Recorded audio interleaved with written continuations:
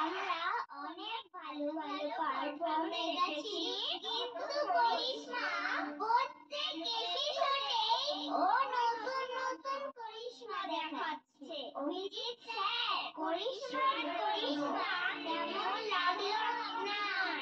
তোমার বয়স কত? আমার বয়স 9 ক্লাস। আমি আরবিতে একটুখানি ছেড়ে পাই।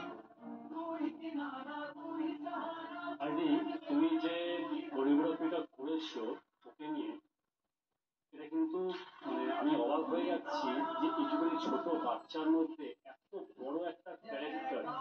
এতক্ষণ পর্যন্ত যে সমস্ত পারফরমেন্স গুলো আমি দেখলাম তার মধ্যে সব থেকে কিন্তু এই ক্যারেক্টারটা টাফ ছিল। রাবণের ক্যারেক্টার কিন্তু যা তা ভাবে করা যায় না, এবং তুমি এত ছোট্ট একটা বাচ্চাকে নিয়ে এত সুন্দরভাবে প্রেজেন্ট করলে।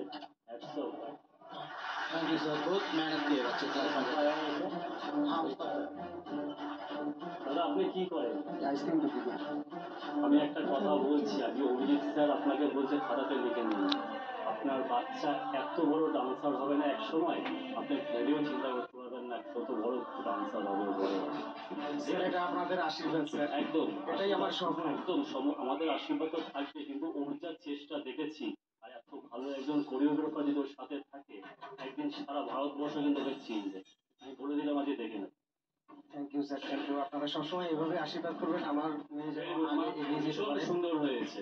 একটা মিনিট দাঁড়াবে। সবার প্রথমে আমি আরডিকে বলতে আগে আসো তুমি। আরডির জন্য জোরে একটা হাত থাকবে, আরডির জন্য। এটা তোমার জন্য। प्रभु, मैं अपने पूर्वजों के कल्याण के लिए देवी गंगा को स्वर्गलोक से पृथ्वीलोक पर बुलाना चाहता हूँ।